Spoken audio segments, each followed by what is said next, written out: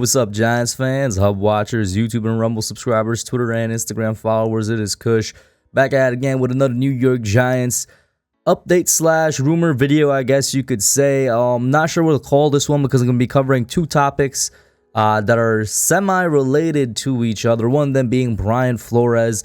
And I think the real reason, at least in my opinion, the more important reason why hiring him could end up being a problem, and that's not just for Brian Flores. It's kind of just that he's like one of two final candidates that a lot of Giants fans, including myself, think is going to end up being the head coach of this team in the future. But it goes for any defensive head coach specifically, the problem that I'm about to list for you guys. So you know it's not, like something with Brian Flores himself. It's just the fact that he's a defensive coach. And let me save that for when I get into it. And the other one is going to be with Joe Schoen, the New York Giants' new general manager, and John Mara, because, well, from his opening press conference, there was something, there was just a question he was asked, and I hope he answered it differently. And that compounded on the fact with how John Mara responded to a question, it was either earlier on or later on, kind of makes me a bit worried. And I'm not telling anybody to panic or anything like that. I'm just saying keep your eye on a situation. But let's talk about Brian Flores first. I know I sounded very cryptic and very confusing and vague there, but I promise, wait, and you'll definitely get to hear and hopefully see what I'm saying. So the thing with Brian Flores, we all know about his reports coming out of Miami, I guess is the word I'll use. Not necessarily his behavior or the way he conducted business down there or anything. More so just about his reports down in Miami that came out right after he got let go. I've said it several times. I made a video last week where I said that Brian Flores would be the perfect match as a head coach for the Giants, and I still think that he could be a really, really good head coach for the G-Men in the future. Then those reports came out, and it definitely made me second guess, definitely made me want to go back and think a little bit more about what I'm saying here, because a lot of the things, specifically communication with his own staff, communication with his players, running through offensive coordinators. I think he went through 3 or 4 in his time there, not even being able to find a good offensive coordinator on that offense down in Miami. And just the way I guess he cared about business in almost like an iron fist dictator type of way. Oh my God. I know y'all noticed the new green screen, obviously, and my fingers just disappeared for a second. Let me know what you guys think. I'm still working on it. Might need to invest in a better actual green screen so that my fingers don't disappear and whatnot. But yeah, we know about those reports.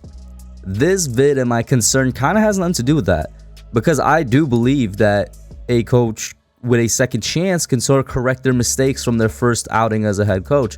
We've saw it, and a lot of people are not going to like this example, but it's true. We saw it with Tom Coughlin. Tom Coughlin from the Jaguars back in like the early 2000s had very, very, very similar things said about him as a defensive head coach that kind of ruled like a dictator a little bit. He had very similar things said about him before he came to the Giants, and of course he changed his way with the Giants. It's a very famous story. It's one of the main reasons we even went on a Super Bowl run in 07 to 08 is because he changed his approach to players and his staff.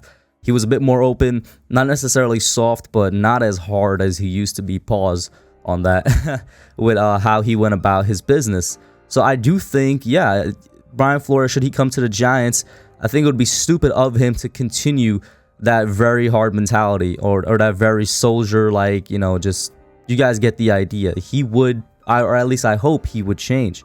So that's why it's not about that. What it is about is the offensive coordinator market. Right now, in my opinion, there's a way better market out there for defensive coordinators if an offensive head coach was hired.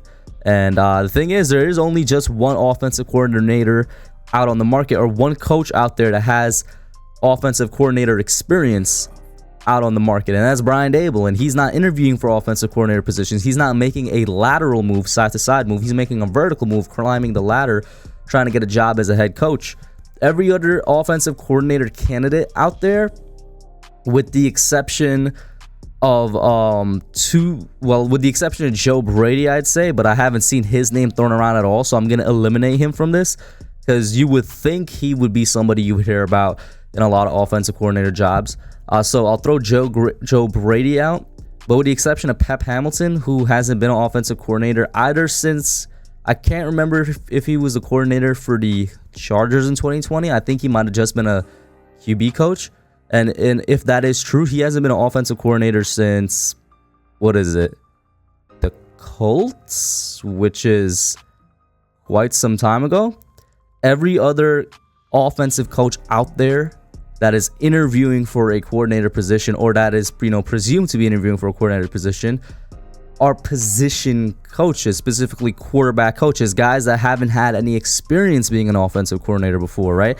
So you're taking a mighty risk if you're going to hire a defensive head coach, and then you're going to have to go out and find an offensive coordinator.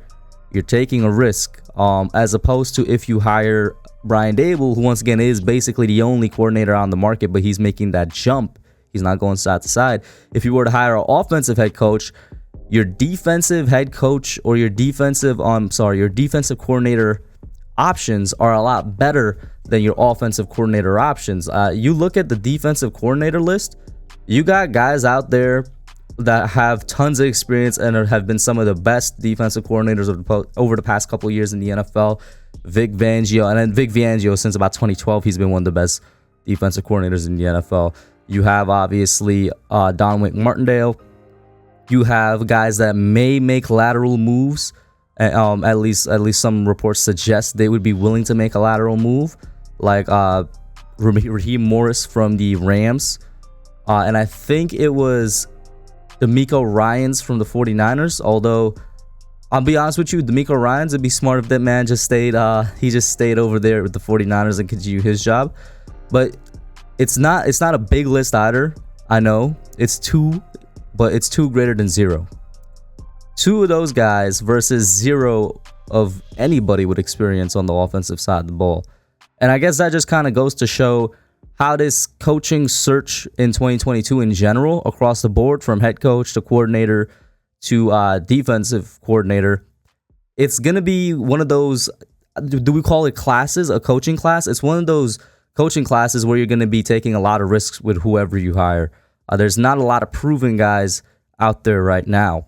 And even though it's just two still greater than zero, that proposition of hiring an offensive head coach and then getting a proven defensive coordinator, I think, in my opinion, is a bit more sweet than hiring a defensive head coach and taking a chance on an offensive coordinator that's going to be like his first time ever conducting an offense, taking care of an offense, developing the players like that, just overseeing everything on that side of the ball, which I feel like we should all agree as Giants fans, the offensive coordinator position should be a really, really important one right now. I would put it as the third most important thing we need to get right with our new hires. Of course, the first one being Joe Schoen, the general manager.